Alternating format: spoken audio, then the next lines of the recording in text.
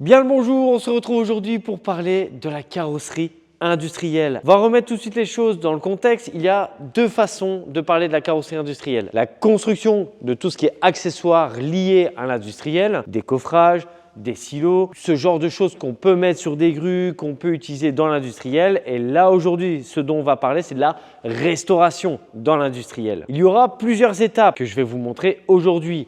Le sablage, la peinture. J'aurais pu vous montrer quelque chose qu'on appelle la métallisation, mais je n'ai pas de pièce à disposition pour vous la montrer. À quoi ça consiste? C'est tout simplement remettre une couche de zinc sur une pièce qui est préalablement sablée. Première étape, le sablage.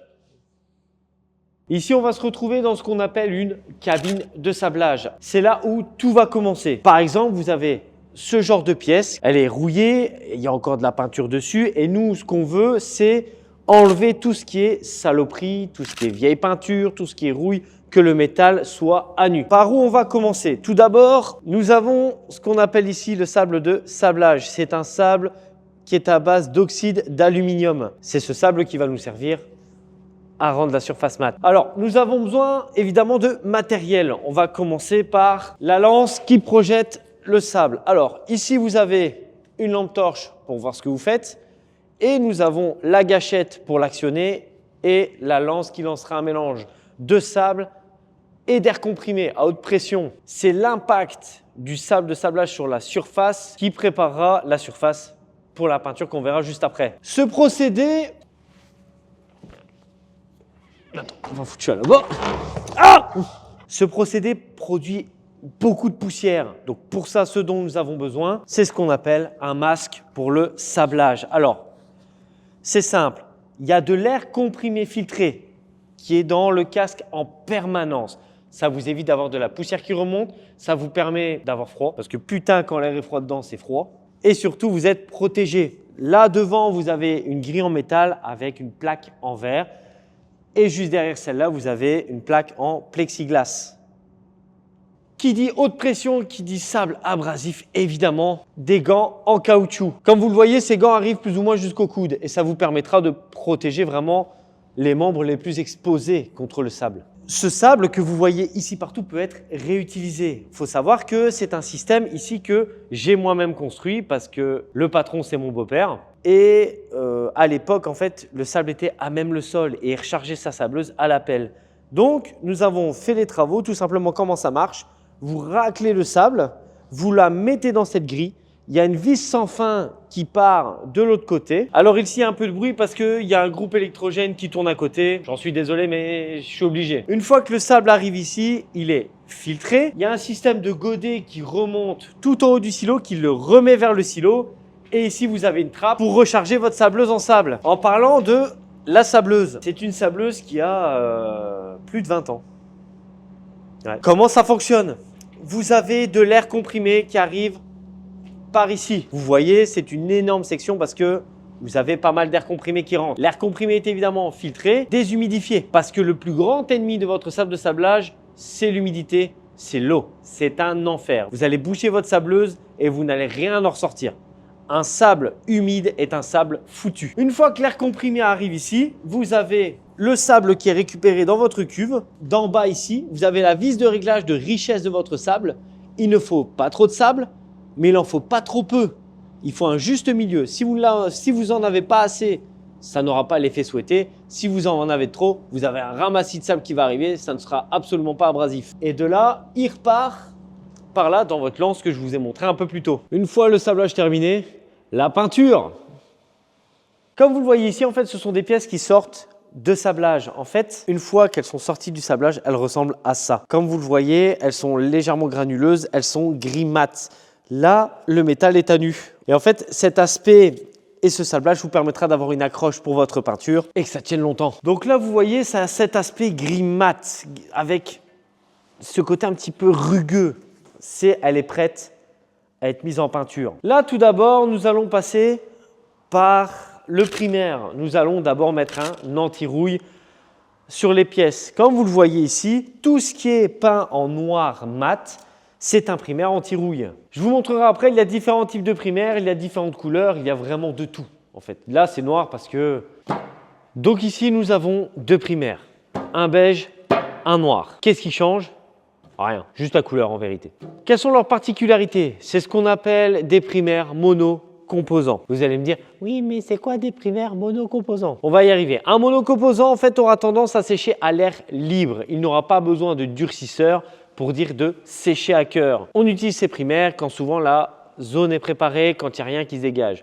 Nous avons aussi ce qu'on peut appeler des primaires époxy. On les utilise pour une dureté plus accrue quand la surface est déjà traitée par un autre traitement comme de la métallisation, des bains de zinc ou ce genre de choses. On va arriver sur le pistolet à peinture. C'est un jouet. Ça, je vous le dis honnêtement, avec les surfaces qu'on a à traiter, ce qu'on a à traiter, ça, c'est un jouet.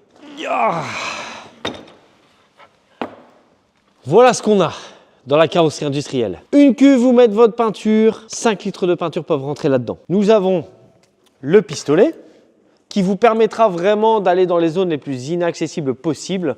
Il est très ergonomique en fait, comme il n'a pas le godet ici, vous pouvez vraiment vous amuser à le mettre dans tous les sens. Nous avons donc ici 2 tuyaux, un rouge, un bleu. Quoi servent-ils? On va revenir tout simplement ici, ce sera plus visuel. Donc nous avons ici le tuyau rouge qui est l'entrée dans la cuve. C'est là où il y aura votre produit, tout simplement. La peinture va remonter dans le tuyau, va repartir dans votre pistolet.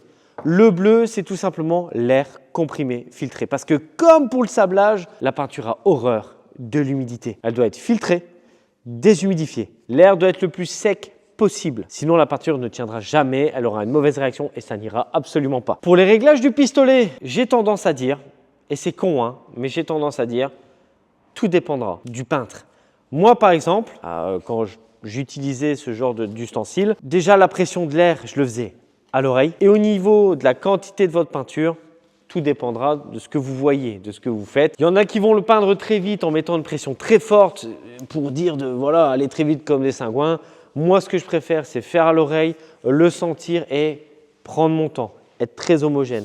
Quand vous utilisez un pistolet à peinture, vraiment, le tout, c'est d'être régulier dans vos mouvements. Peut-être qu'un jour, je vous expliquerai comment mettre en peinture, peut-être. Mais ce n'est pas le sujet de la vidéo. Mais bon, voilà, ça, c'est vraiment utilisé dans tout ce qui est carrosserie industrielle. Il faut absolument un bon rendement, il faut absolument de la peinture. Vous avez 5 litres à disposition, vous avez un long tuyau, parce que si vous montez une échelle, que vous êtes au-dessus d'un truc et que voilà, vous avez un tuyau, de la longueur et vous y allez. Je ne sais pas combien il a fait parce que ça, c'est sur mesure. Je me demande s'il n'a pas fait un 10 mètres. Ça vous permet vraiment de peindre convenablement dans des bonnes conditions. Et je vous mettrai des images d'incrustation sur ce que j'ai déjà peint avec ce genre d'ustensile. Une fois que votre primaire est mis, nous allons passer à la peinture. Dans l'industrie industrielle, waouh! Dans la carrosserie industrielle, souvent ce qu'on va utiliser, c'est du brillant direct. Nous n'utilisons pas des peintures comme on peut voir dans l'automobile. Vous allez me dire pourquoi? Pour la simple et bonne raison que ça coûterait trop cher. On le fait sur certaines choses, par exemple des camions personnalisés où ils veulent des couleurs spécifiques, où ils veulent justement avoir ce côté vernis parce que le vernis apporte de la profondeur. Mais en général, dans l'industrie, s'en fout. En fait, il faut que ce soit efficace. Par exemple, ici, j'ai un bon support. Le blanc que vous voyez là-dessus, c'est du brillant direct. Pourquoi? Parce que c'est pas cher. Ça permet d'économiser quand même pas mal d'argent en sachant que dans la carrosserie industrielle, vous avez beaucoup de surface, beaucoup de produits. Donc forcément, au plus vous allez en mettre, au plus ça va vous coûter cher. Comme je vous l'avais dit dans ma vidéo polissage, le plus grand défaut du brillant direct, c'est le temps. Avec le temps, il a tendance à s'user bien plus qu'une peinture vernie. Pas les mêmes compositions, ça ternit assez vite, ça prend le soleil, enfin, c'est un enfer. Une vidéo dédiée arrivera bientôt. Donc abonnez-vous pour ne pas la manquer. Tout ce que vous avez à savoir sur le brillant direct, c'est que vous avez besoin d'une base, d'un durcisseur polyuréthane, d'un diluant. Cette réglette, ou bien c'est même noté sur le pot. Attends, il est où? Vous avez même ces graduations sur le pot. Dans le brillant direct, la dilution, c'est en général du 3 pour 1 pour 1. 3 doses de produit, une dose de durcisseur, une dose de diluant. Ce genre de peinture, on les appelle les peintures bicomposantes. Pourquoi? Parce que contrairement aux monocomposants qui sèchent à l'air libre, les bicomposants ont besoin d'un durcisseur obligatoire pour durcir à cœur. Une fois que vous avez peint votre châssis, votre cuve, votre pièce, tout ce que vous voulez, vous le laissez sécher, c'est terminé. Voilà en quoi consiste le plus gros de la carrosserie industrielle. Évidemment, il y a beaucoup de choses que je n'ai pas abordées. Le dégraissage avant sablage, la soudure, rénovation. Je ne l'ai pas abordé dans cette vidéo parce que c'est vraiment un peu plus spécifique. Si vous voulez une vidéo un peu plus pointue là-dessus, n'hésitez pas à me le dire en commentaire, je le ferai avec plaisir. C'est ainsi que se conclut ce premier épisode sur la carrosserie en général. N'hésitez pas à me dire si ça vous a plu, mettez un j'aime, mettez un commentaire, abonnez-vous si vous aimez la chaîne et on se retrouve bientôt pour une prochaine vidéo. Comme your God.